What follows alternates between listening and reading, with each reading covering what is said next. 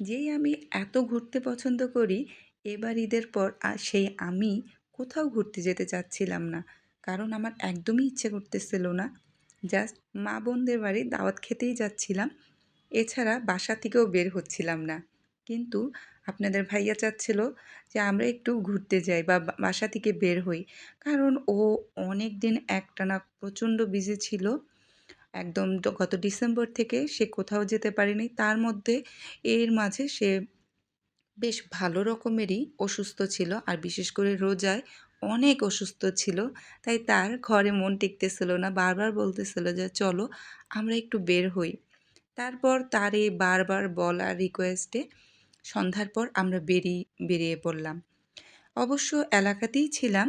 রিক্সা দিয়ে ১ম এলাকায় একটু ঘোরাঘুরি করলাম। তারপর হাঁটতে, হাঁটতে চলে আসছিলাম ৩০০ ফিটের এই সাইডে। যেহেতু আমার বাসা থেকে কাছেই, তাই এদিকটাই আসলাম।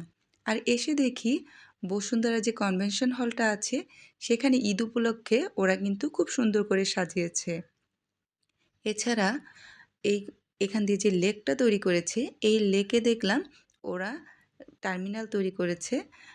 বুঝতে পারলাম যে এখানে খুব শীঘ্রই স্পিড বোট দেওয়া হবে। অনেকদিন ধরেই শুনছিলাম এই জায়গায় স্পিড বোটের ব্যবস্থা করা হবে বা নৌকার ব্যবস্থা করা হবে, যেটাই হোক ওদের পরিকল্পনায় যেটা আছে যেন মানুষ এখানে এসে নৌকা দিয়ে এই লেকে ঘোরাঘুরি করতে পারে। তো এটা দেখে খুব ভাল লাগতেছিল যে কনভেনশন হলের কাছাকাছি একটা আ বোট স্টেশন ওরা তৈরি করেছে। তার মানে কাজ মোটামুটি আগাচ্ছে। তো এরপর দেখা যাবে এখানে এসে মাঝে মধ্যেই আমরা লেকে একটু নৌকা দিয়ে ঘুরতেও পারবো। আর আমি আমার হাসব্যান্ডকে দেখাচ্ছিলাম ঈদের চাঁদ। যদিও সে ক্যামেরায় সেটা আনেনি। আ ঈদের চাঁদ আসলে ঈদের চাঁদ রাতে তো সেভাবে দেখা যায় না। তো তারপরেই আমি দেখেছিলাম। তো আমরা একটু ঘোরাঘুরি করতেছিলাম। এই আশেপাশেই হাঁটাহাঁটি করতেছিলাম। শুধু আমরা না, অনেকেই এসেছিল কিছুটা সময় কাটানোর জন্য। আমাদেরও খুব ভাল লাগতেছিল। আ যেহেতু অনেকটা সময় পর বের হয়েছি। যদিও আমার কেন জানি এবার ঈদের পর নিজের ঘরেই ভাল লাগতেছিল। মানে বাসায় শুয়ে বয়ে খেয়ে এইভাবেই দিন পার করতে ভাল লাগতেছিল। বাট তারপরও বের হয়ে পড়লাম টুনাটুনি ২ জনে মিলে রাত্রি ভ্রমণে।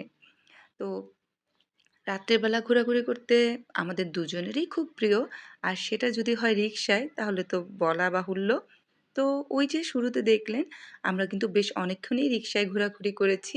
এছাড়া আমরা একটু বনরূপা এরিয়াতেও গিয়েছিলাম। সেখানেও একটু হাঁটাহাঁটি করে আসছি। এই ছিল আমাদের